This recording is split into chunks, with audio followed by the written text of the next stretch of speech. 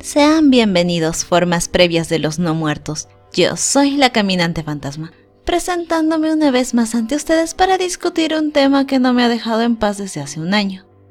Gegege no Kitaro, una franquicia de más de medio siglo de antigüedad que nunca logró establecerse fuera de Japón, nos ofreció en 2018 su más reciente adaptación, y desde ya aclaro que me referiré a la primera temporada hasta el capítulo 49 del anime, porque de la nada la Toei anunció una segunda temporada y pues seguiré en emisión un año más.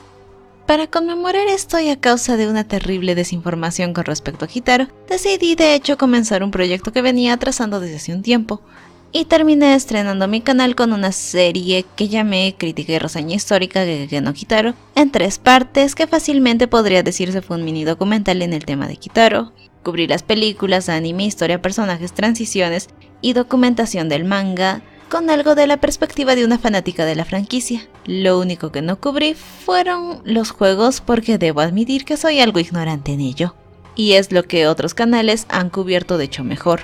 Quedó a deuda hablar del anime de 2018 en profundidad, aunque al inicio me dejó una buena impresión, esta se fue disipando con el tiempo, y aunque mi amor por la franquicia, sus personajes y su historia tan enredada no morirán jamás, ha llegado el momento de someter a Kitaro a un juicio mucho más exhaustivo. Para este punto se tiene que tomar a cada versión de Kitaro como su propio universo. Si bien se hicieron referencias a eventos del pasado entre algunas de las series, estas fueron hechas para ser autocontenidas o meras referencias.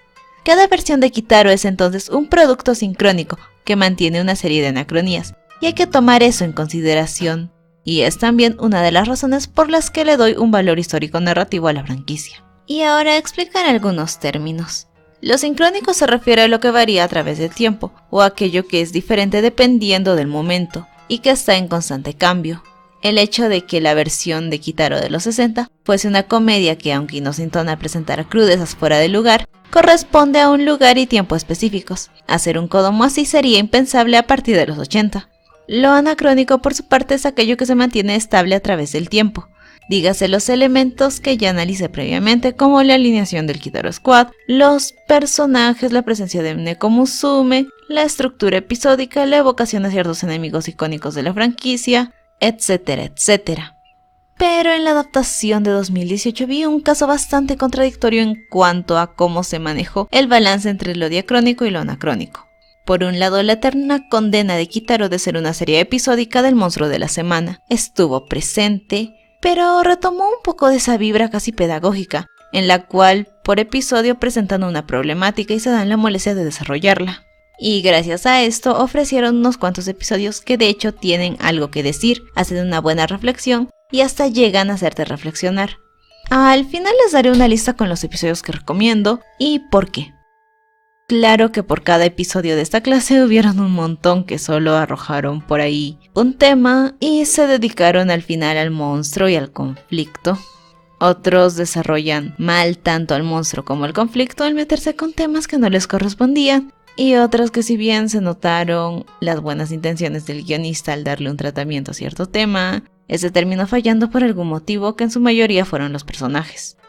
Además de ello, esta temporada tuvimos sagas que de hecho desarrollan una historia en varios capítulos y fueron un desastre.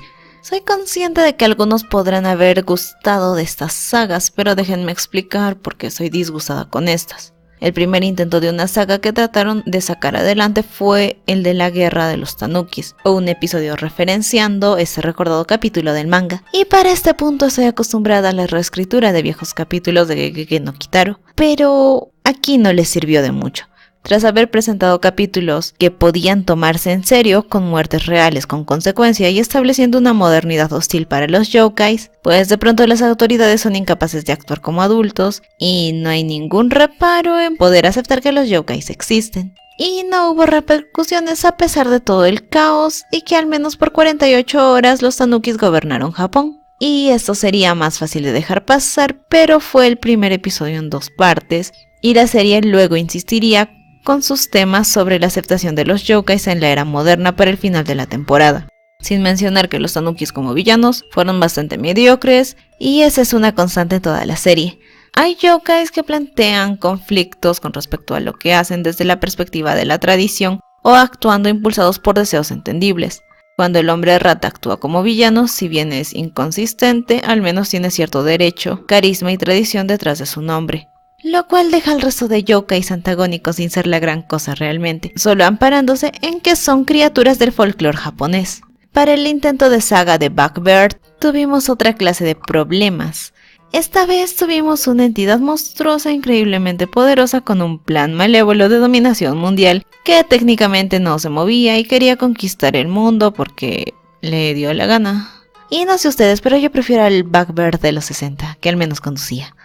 Más allá de que Bug-Bear realmente no hace nada en todo el arco, este sí es un desastre estructural. El episodio en el que se plantea todo este conflicto tenemos que dividirlo en dos partes.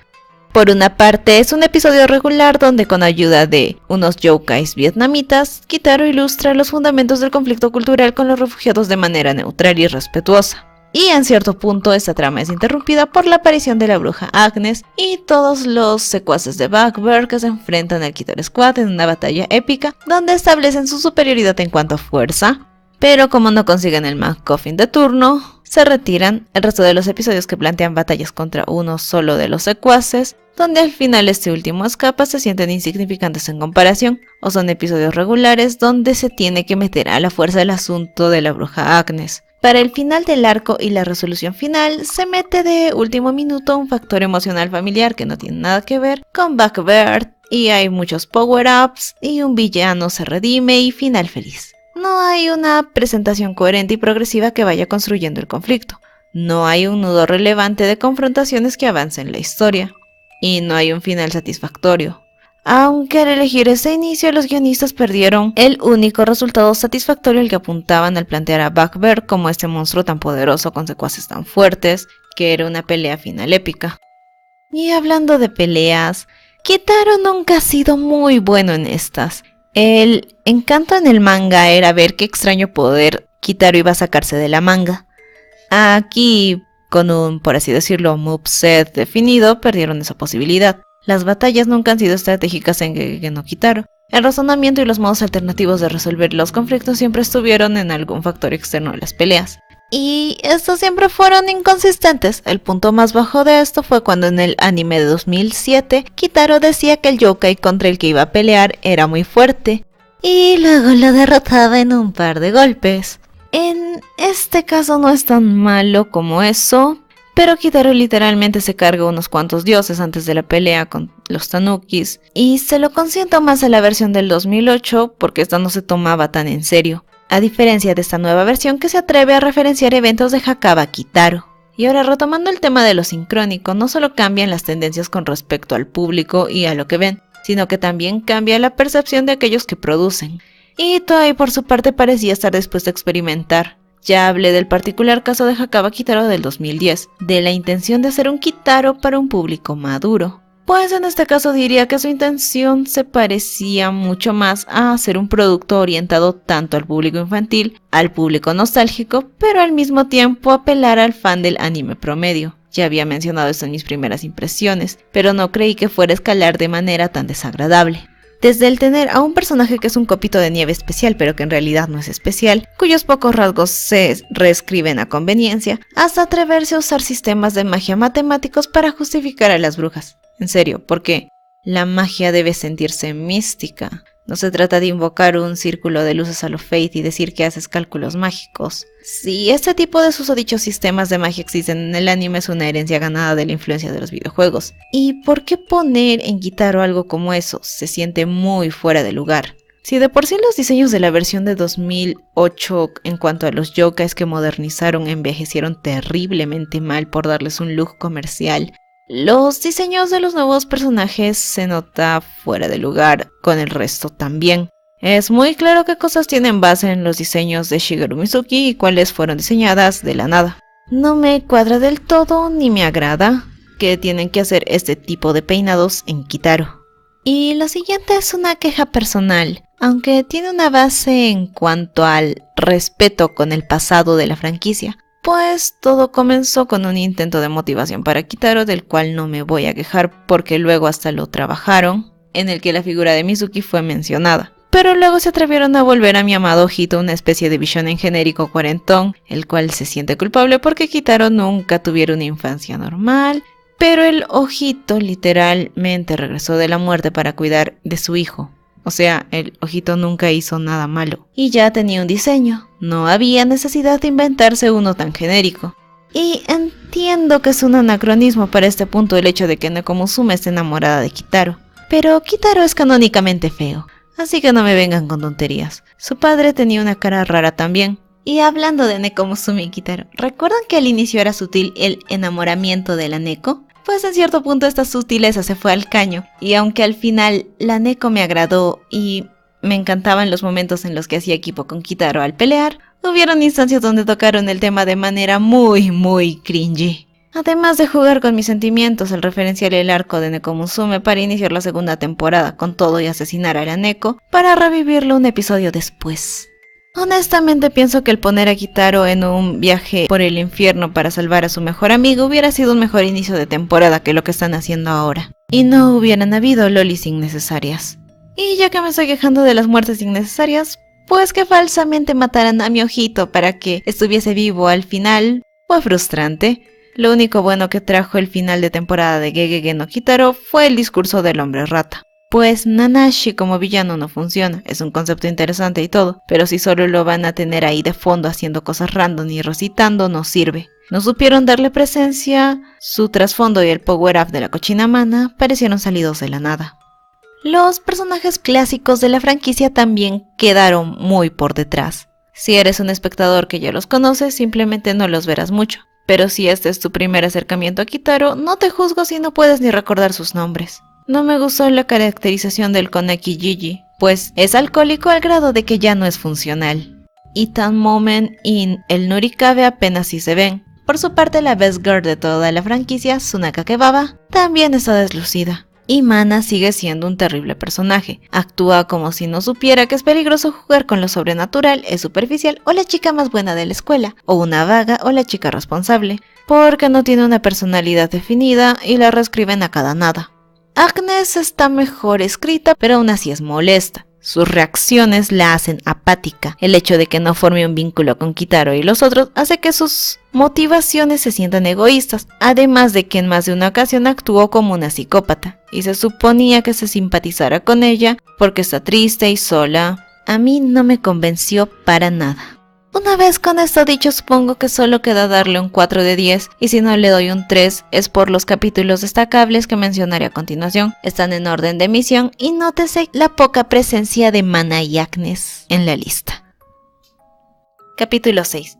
Tsunekusuri de la mala suerte. Esta trama sería mejor si es que se hubiera usado más capítulos para plantear más simpatía por los personajes, pero aborda un tema familiar y una bonita tragedia, en un escenario con relevancia para Japón. Muy digno. Capítulo 7. Tren fantasma. De mis favoritos personales, aborda el tema del odio desde el punto de vista karmático, pero de forma pragmática. La ambientación es genial y es un capítulo con una estructura diferente sin peleas, con un final preciso. Capítulo 9. Reformando a los kappas. Uno de los más divertidos gracias a una referencia cultural quizá demasiado escatológica para un anime que verán los niños en el horario familiar. Por otra parte, también hace una crítica social a la situación laboral en Japón, con la suficiente humildad para no atreverse a dar una solución idealizada. Capítulo 15. Espirituplastia Zumbera. Este capítulo tiene una de las construcciones psicológicas mejor logradas y momentos de exposición visual muy bien hechos.